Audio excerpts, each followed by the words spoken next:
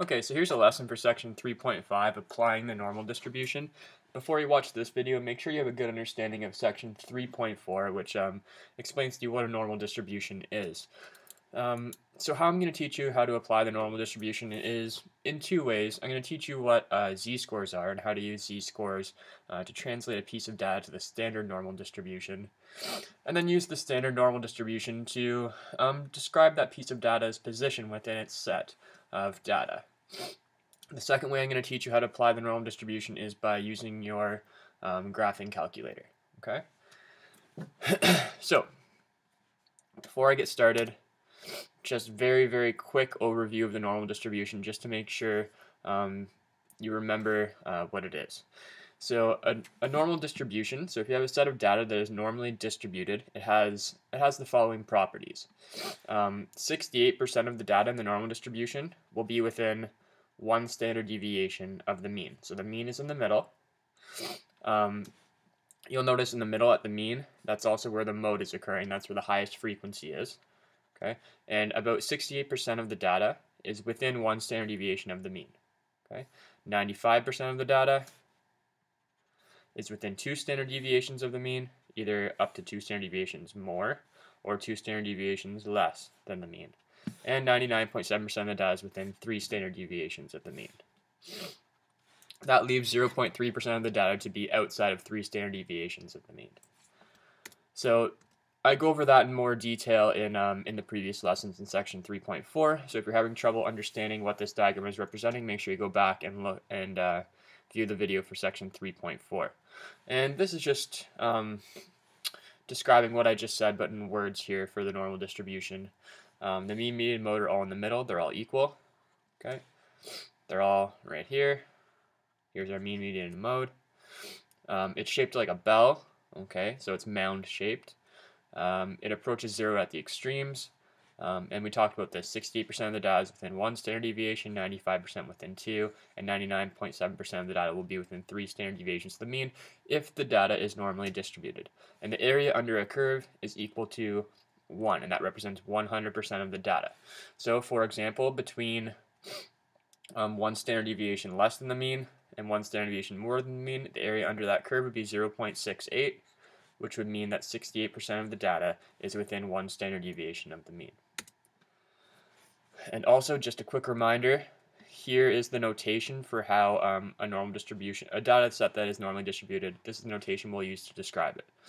What these letters mean, basically if we were to read this, this says that the data set forms a normal distribution that has a mean of whatever number is here and a standard deviation squared of whatever number is there. So for example, if we have our data set here, this tells us that the data forms a normal distribution that has a mean of 10 and a standard deviation squared of 2 squared. More simply put, it has a standard deviation of 2. Okay? If we were to actually square that standard deviation, we would get what's called the variance. The variance would be 4, but the standard deviation is the number that is being squared. So the standard deviation is 2. So that stuff that should be familiar to you. We went over that all last lesson, so this is where it's going to become new for this lesson. So the whole goal of this lesson is how can we use the normal curve to accurately determine the percent of data that lies above or below or within a given interval of a given value or given values. So, or another way to phrase this question is how can the normal curve be used to compare two different data from two different data sets? So we've got two different pieces of data that are from two different data sets. How can we use the normal curve to compare those two? Well, in order to make a comparison between two different data sets, we're going to have to use what is called the standard normal distribution, which will work for all data sets, no matter what their mean or standard deviation are. It's going to normalize that for us, and I'll show you how this is going to work. So the standard normal distribution, it's a set of data that forms a normal distribution that has a mean of 0. That's why you see 0 right in the middle here. That's the mean. And it has a standard deviation squared of 1 squared, so a standard deviation of 1. That's why you see it goes up by 1s and down by 1s going the other way. Okay? So this is the graph of the standard normal distribution. And what we're going to do is we're going to be able to take any set of data and translate it onto this standard normal distribution graph. In order to do that, we're going to have to use what is called a z-score. Okay, so each element of a normal distribution can be translated to the same place on the standard normal distribution by determining the number of standard deviations a given score lies away from the mean, a z-score. Okay, that's what a z-score is. It tells you how many standard deviations above or below the mean a given piece of data is. And there's the definition right there for you. So, all we're going to do, we're going to take a given piece of data. We're going to take a given piece of data. We're going to figure out how many standard deviations that piece of data is above or below the mean. And we're then going to translate that onto our standard normal distribution graph, which is right here. If a piece of data is one standard deviation above the mean, well, that's why we can put it right here. This is why the standard normal distribution graph goes up by 1. So it has a standard deviation of 1. Okay, so if a piece of data is one standard deviation above the mean, we can put it onto the standard normal distribution graph at 1. We can put it on right there. If the piece of data was 2 standard deviations below the mean, we would put it right there, and so on. So let's see how this is going to work. Here's just a nice graph showing you basically the transition between a piece of data and changing it to a z-score, which then fits on the standard normal distribution graph. So if a piece of data was 1 standard deviation above the mean, okay, it would go to 1 on the standard normal distribution graph. If a piece of data was 1 standard deviation below the mean, it would go to -1 on the standard normal distribution graph. Okay, these numbers you see here, those correspond to the z-scores that you get. Okay, because z-scores tell you how many standard deviations above or below the mean you are. And the standard normal graph has a standard deviation of 1. That's why it translates perfectly onto that graph. So, let me show you the relationship between the normal distribution and the standard normal distribution just one more time to make sure you have it. So if we have a standard normal distribution, so this set of data forms a normal distribution that has a mean of 13 and a standard deviation squared of 2.5 squared. Okay, so our set of data has a mean of 13, so 13 goes in the middle, and it goes up by 2.5 because the standard deviation is 2.5.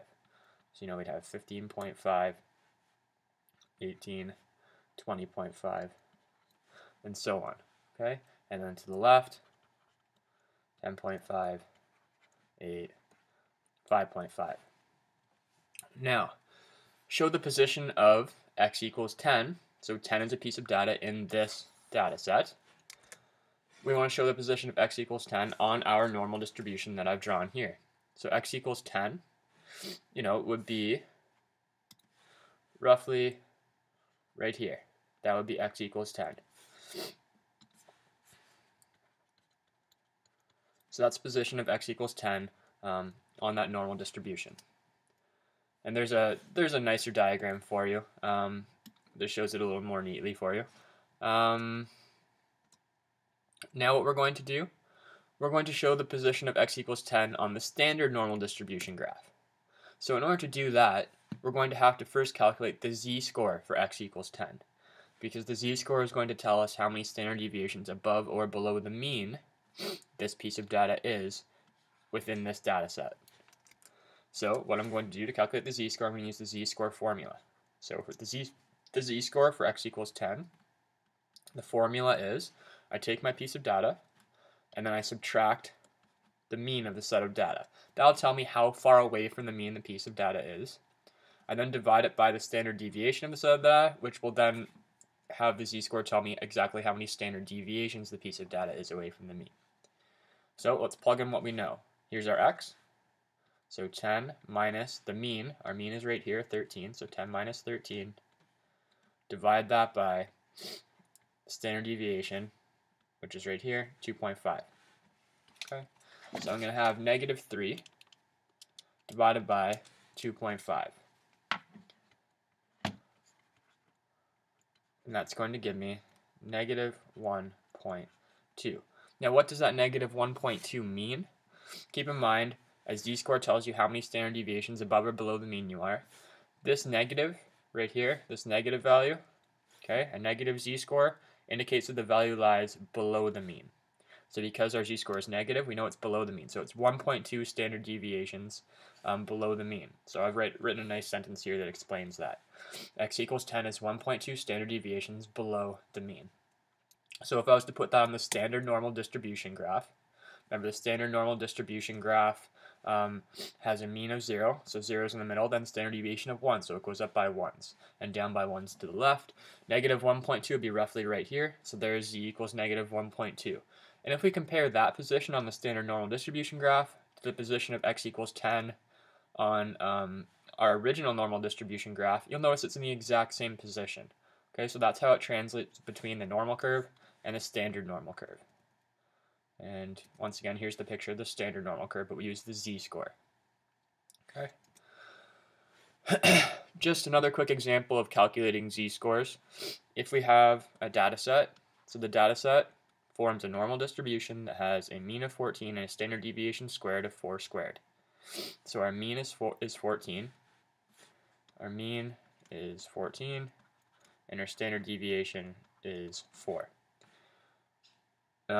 It wants us to calculate the z-score for both these pieces of data. So if I want the z-score for x equals 11, use the formula x minus x bar divided by the standard deviation. So 11 minus 14 divided by 4.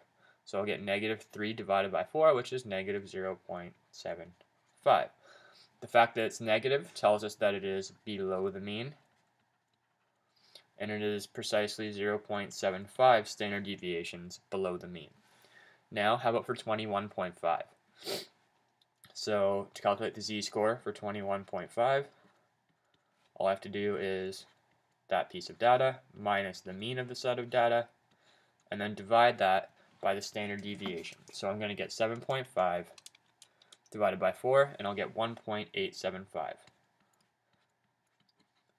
So it is 1.875 standard deviations above the mean. Since our z-score is positive, we know it's going to be above the mean.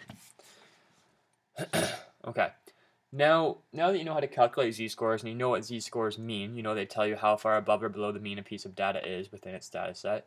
You need to now know, okay, now that you have the z-score and you know how to put it on the standard normal distribution curve, how can I use that information to then compare pieces of data from different data sets? So we're going to learn how to use what's called the ZScore Table, which will then tell you on the ZScore Table, it'll tell you what percent of data within the set is going to have a z-score lower or equal to that z-score.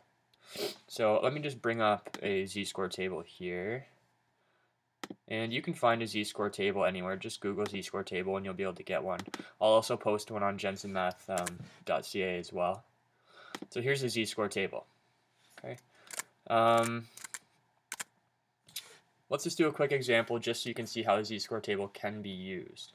So if Patrick's error total in keyboarding class is 2.43 standard deviations below the mean, that means his z-score is negative 2.43. To find the proportion of data that has a lower or equal z-score to Patrick, we could find this value negative 2.43 on the z-score table. So all we have to do is go to the z-score table that I just brought up, find negative 2.43.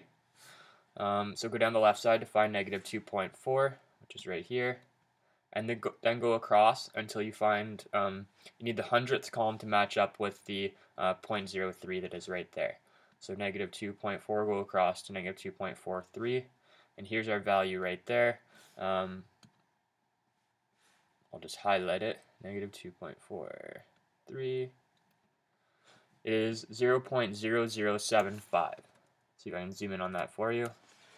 You notice I started at negative 2.4, I'm going to cross negative 2.43 and 0.0075. What that tells us is, that 0.75% of a normal distribution has a lower or equal z-score to Patrick. Therefore, 99.25% has a higher z-score than Patrick. So keep in mind your z-score table, if I can just bring this picture up here, it's always going to tell you what percent of data, it's going to give you the area to the left of the z-score that you look up. So it's going to tell you what percent of the data within that set has an equal or lower z-score to the one you are looking up. It always gives you the area to the left.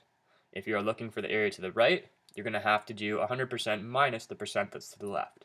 Okay. Also, remember it's gonna give you the percentage as a decimal, so you're gonna have to multiply the percentage by 100 all the time to get multiply the decimal by 100 to get the percentage. Okay, so 0.0075 multiplied by 100 is 0.75. That's why I said 0.75% of a normal distribution has a lower or equal z-score. Another thing you're gonna hear people talk about a percentile, and basically what a percentile is. It's the percentage of data with a lower z-score, or lower or equal z-score to the value that you're looking up. So I don't want you to overthink this. Basically put, if we looked up the z-score for z equals 1, we'd find out that 0.8, the area to the left is 0.84. That means 84% of the items in that data set have an equal or lower z-score to z equals 1, which would mean z equals 1 is in the 84th percentile. Okay, that's all that means. Now let's actually go ahead and do an example of what the question types would be like for this section. So, perch in a lake have a mean length of 20 centimeters and a standard deviation of 5. Before I continue, I'm just going to write the notation for this properly. So, the data forms a normal distribution that has a mean of 20 and a standard deviation of 5. So I'd write 5 squared there. Okay, there's a notation in normal distribution form. Find the percent of the population, so I'm here now, find the percent of the population that is less than or equal to the following lengths. So I want to figure out what percent of the fish in the lake are 22 centimeters long or less. To do that, I'm going to first have to translate this piece of data onto the standard normal distribution graph so that I can use my z-score table to look up what percent of fish are equal to that z-score or less. So in order to do that, I'm going to first have to calculate the z-score. And you can just use your z-score formula, x minus x bar divided by the standard deviation. So you do 22 minus 20 divided by 5, you get 2 divided by 5, which is 0.4. So what you would do then, you'll then go to your z-score table and look up 0.4. So I'll have to go to the positive z-scores, and I'll go to 0.40. And that value is right here. 0.6554, multiply that by 100, and you figure out 65.54% of the fish in the lake. So I'll just write that here, 65.54% of the fish in the lake are 22 centimeters long or less.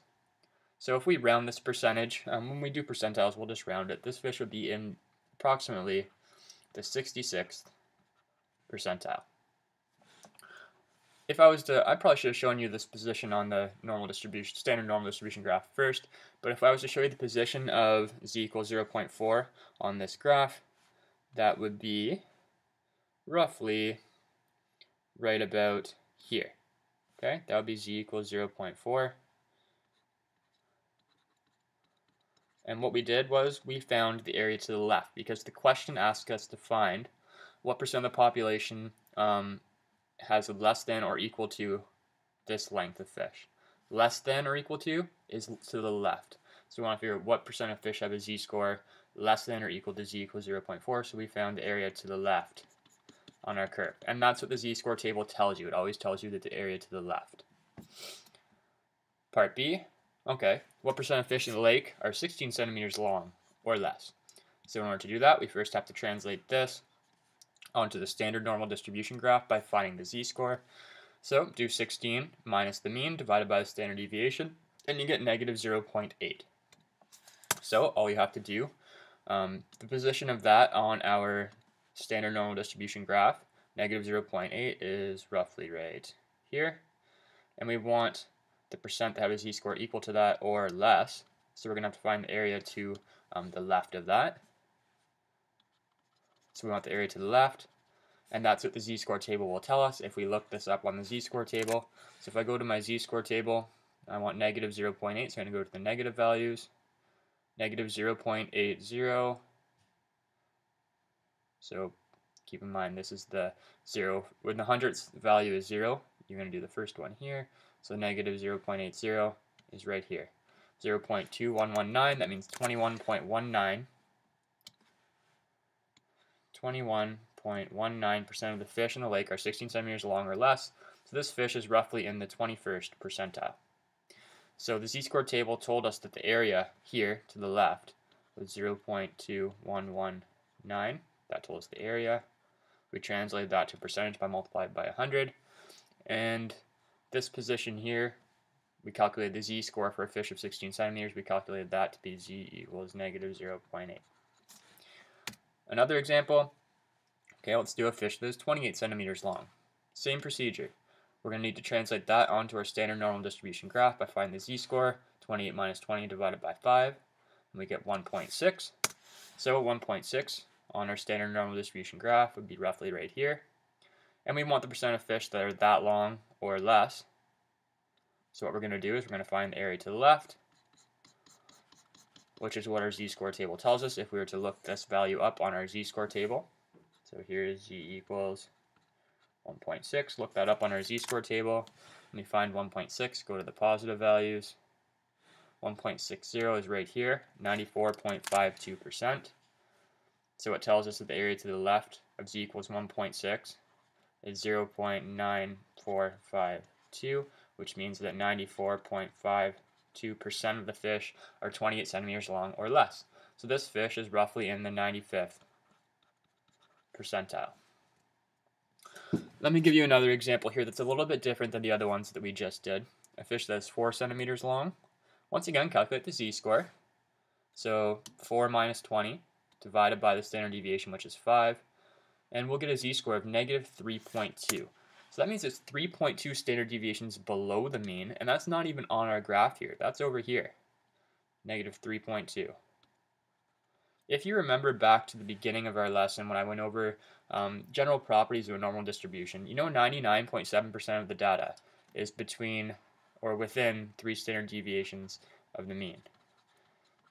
So you know that 0.3% of the data is outside of 3 standard deviations. So 0.5 this way, 0.5, or sorry, not 0.5, 0.15 to the right of 3 standard deviations, 0.15 to the left of negative 3 standard deviations. So there's a very, very small percent of data outside of 3 standard deviations of the mean.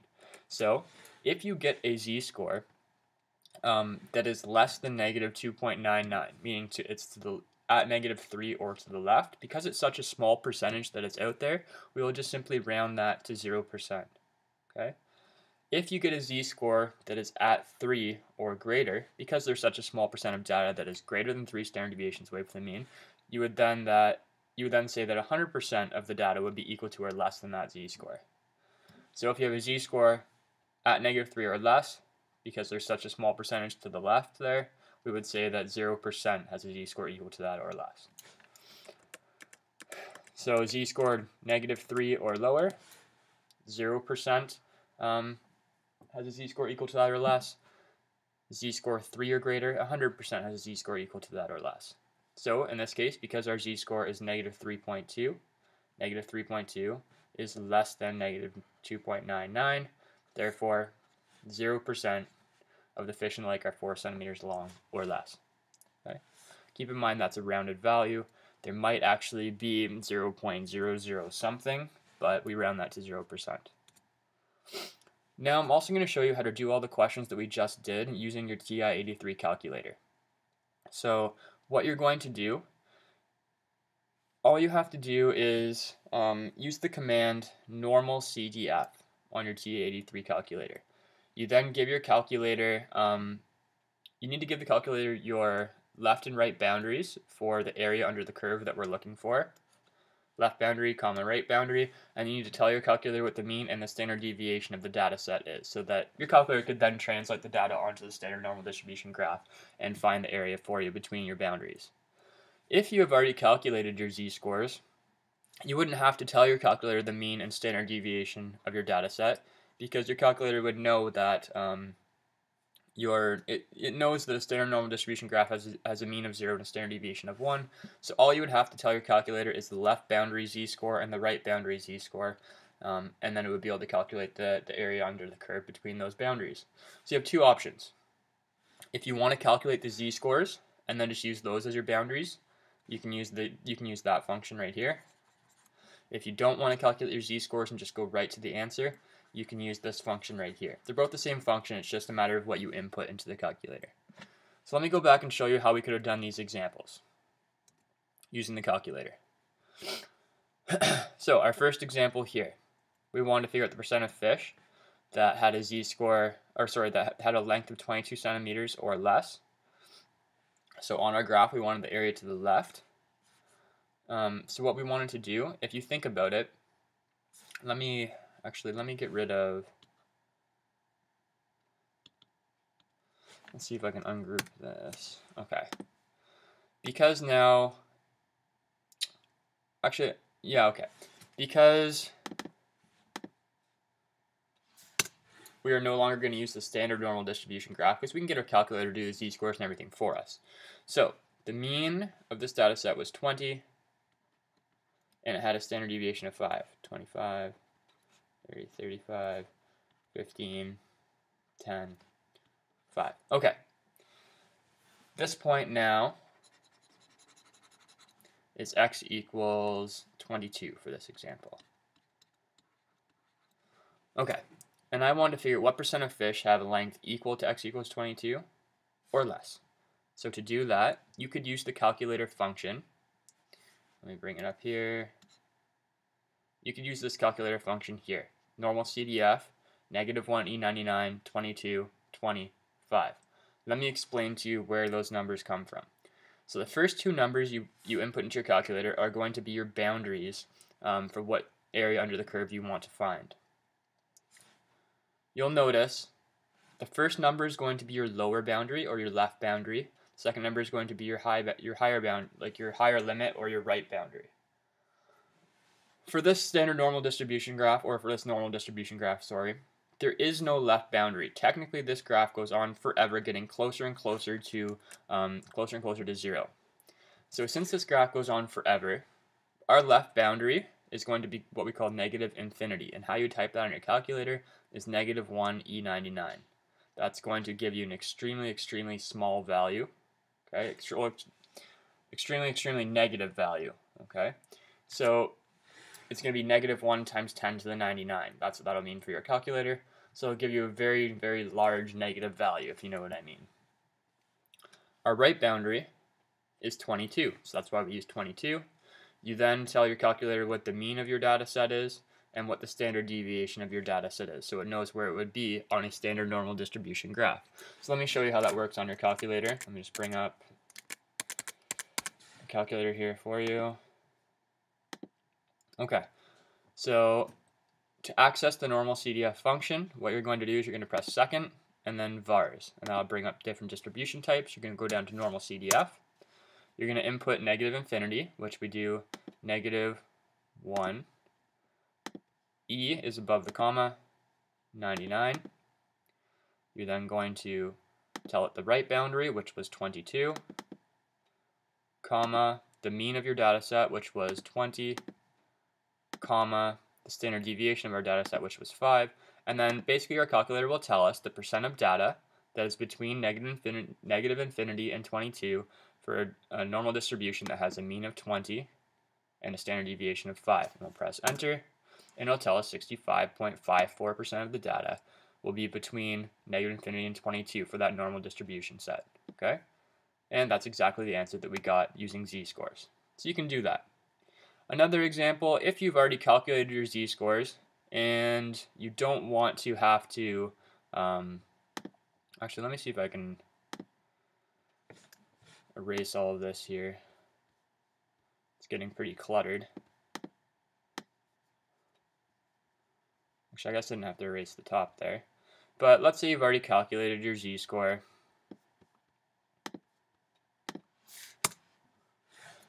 We calculated our z-score for this data set. Z for 22, we did 22 minus 20 divided by 5, and we got 0.4. Here's our standard normal distribution graph.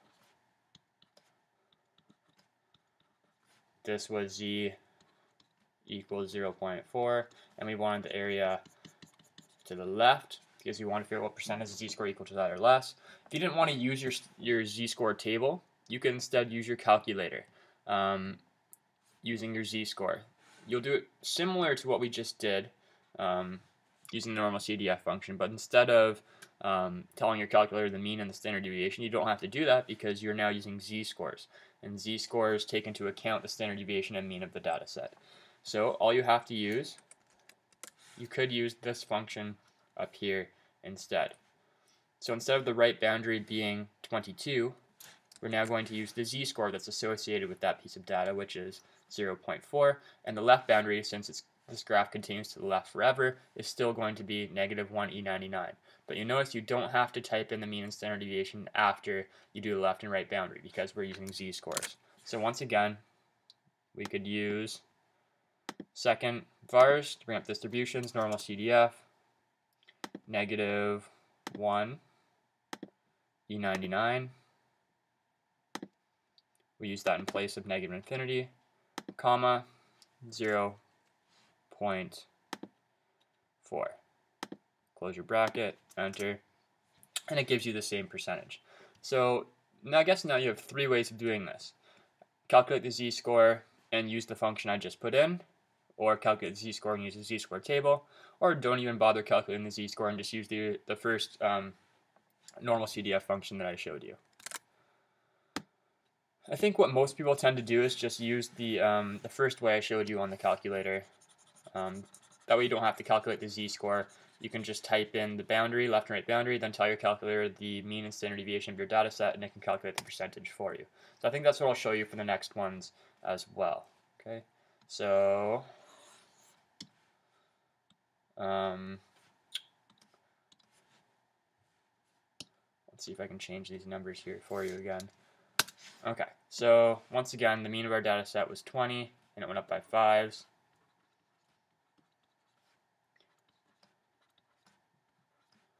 And we want to figure out what percent of the fish in the lake have a length of x equals 16 or less. So we want the area to the left. Keep in mind this distribution goes on forever, so our left boundary is going to be negative infinity, and our right boundary is going to be 16. And the mean of our data set is 20, and the standard deviation is 5. So the command we'll use on the calculator is normal CDF, -1e99, because that's our left boundary, our right boundary is 16, our mean is 20, and our standard deviation is 5. So I'll just quickly put that on the calculator again for you. So second vars, go down to normal CDF, -1, -1 E99 for negative infinity,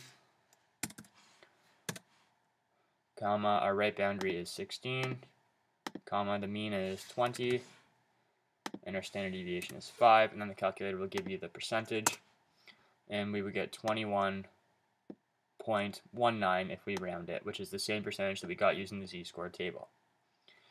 Okay, let's do a couple of different examples now, and I think I'll show you quickly how you can do it using z-scores, but I'll mainly focus on how you can do it using the calculator. So this time, instead of just finding the area to the left of a set of data, for every piece of data within a set, we're going to find the area under the curve within a given interval. So for example, here's our data set. It's a new data set now. It has a mean of 7 and a standard deviation of 2.2. I want to find the percent of data that is within this interval. So between 3 and 6. So there's a couple ways we can do it. I can translate this data onto our standard normal distribution graph, and I'll do that by finding the z-scores for both 3 and 6, and then we'll find the area between 3 and 6. So z-score for 3 would be -1.82, and the z-score for 6 would be -0.45. And those positions translated onto our standard normal distribution graph like this. -0.45 goes there, -1.82 goes there. And we want the area between those two z-scores. So we want this area here. So if I was to look on my z-score table, if I looked up on my z-score table the value for -0.45, it'll tell me what percent of data has a z-score equal to that or less. So it'll give me all of that. If I look up the z-score of -1.82, it'll give me just the area to the left of -1.82. But I just want this part here. I don't want this part here. So what I can do if I get the percentage that is less than or equal to a z-score of negative 0.45, that will give me this whole area. But I don't want this part here. So if I find the z-score, if I find the percentage associated with the z-score of negative 1.82 and subtract it from the percentage that we had from the z-score of negative 0.45, I will get the percentage between the two. So the percentage associated with negative 0.45 is 32.64. Percentage for negative 1.82 is 3.44. Subtract that 3.44 from the 32.64, and we would get an area of 0.292, which tells us that 29.2% of the data in that data set is between z-scores of negative 1.82 and negative 0.45. And keep in mind those z-scores came from these values, so that means that 29.2% of the data is between 3 and 6. So another way that we could do this, let me just erase all of this here. Another way we could do this is we could use the TIE3 graphing calculator. So our data set has a mean of 7, so 7 is in the middle, and a standard deviation of 2, so it goes, standard deviation of 2.2, so it goes up by 2.2. 9.2, 11.4, 13.6, and to the other side, it goes down by 2.2, sorry. So 4.8, 2.6, 0.4. Okay, so it's going down by 2.2s to the left. Now, it wants us to find the area on the curve between 3 and 6. So here would be x equals 3, and here would be x equals 6. And we want the area between those two values. Okay, so now to find the area between those two values, you just need to tell your calculator your left boundary, your right boundary, then your mean, and your standard deviation, and the calculator will tell you what percent of data is within that boundary. So here's the command here. Normal CDF 3, 6, 7, 2.2. 3 is the left boundary, 6 is the right boundary, left, right. 7 is the mean of the data set, 2.2 is the standard deviation. So I'll show you how this can work using the graphing calculator. I'm going to restart it here. Second vars, normal CDF, 3, 6, 7, 2.2, and that will tell you what percent of data is between 3 and 6 for a set of data that has a standard deviation of 7, or sorry, a mean of 7 and a standard deviation of 2.2. And it would tell us that 29.02% of the data. Now, keep in mind, your calculator is going to give you a more accurate percentage than your z-score values will give you, because with the z-score values, often you're going to have to round those values, and then when you look it up in your z-score table, the percentage is going to be approximate. So this calculator is going to give you a more accurate percentage. Okay? So here's what it would look like there. Okay. So the calculator gave us a percentage of 29.02 between 3 and 6, which is probably more accurate than this 29.2 we have down here. Okay, one more example, and okay, I'll show you z-scores quickly again. We want the percent of data between 7 and 15 for that same data set that has a mean of 7, a standard deviation of 2.2. I think I might skip the z-scores for this one, and I might just show you how to do this one just using the calculator, because we can do it really quickly using the calculator. So remember, the mean is 7 and it goes up by 2.2, so I won't write it all out again. 9.2, 11.4, 13.6, and that's all I need for right now. Now, it wants me to find the percentage between 7 and 15. So 7 is here, so that's my left boundary. And 15 is going to be over here somewhere. But that's going to be my right boundary. So I want the area between 7 and 15. So all I have to do is use the calculator function, a normal CDF, 7, 15, and tell it the mean and the standard deviation as well. So all I have to do is second, vars, go down to normal CDF, type in our boundary, which is 7, 15, then tell it the mean, which is 7, standard deviation of 2.2, close your bracket, enter, and it would say 49.98 or 49.99% of the data will be between 7 and 15. And if you think about that, so this tells us 49.99%. If you think about that, that makes sense, because we know based on the properties of a standard normal distribution, the percent of data that would be to the right of the mean would be 50%, the percent of data to the left mean would be 50%, so that makes perfect sense. If we were to do this same question using z-scores, you'd find the z-score for 7. Z-scores for 7 would be 0 because 7 actually is the mean, so it's 0 standard deviations from the mean, which tells us 50% of the data is to the left of that. If you have the z-score for 15, 15 is more than 3 standard deviations above the mean, so we round that to 100%. So it means 100% of the data is less than or equal to 15, so 100% of the data would be to that side of 15, and 50% would be to that side of 7, so that means what's left in here is the other 50% of the data. Okay, so same answer either way you do it. Now for this section, make sure you try the worksheets. Make sure go to jensenmath.ca, download the worksheet that goes with this, and make sure you practice it. I'm going to post probably another video on this section, just quickly reviewing how to use the calculator to calculate the area under the curve for a normal distribution. If you have any questions, make sure you let me know. And that's it.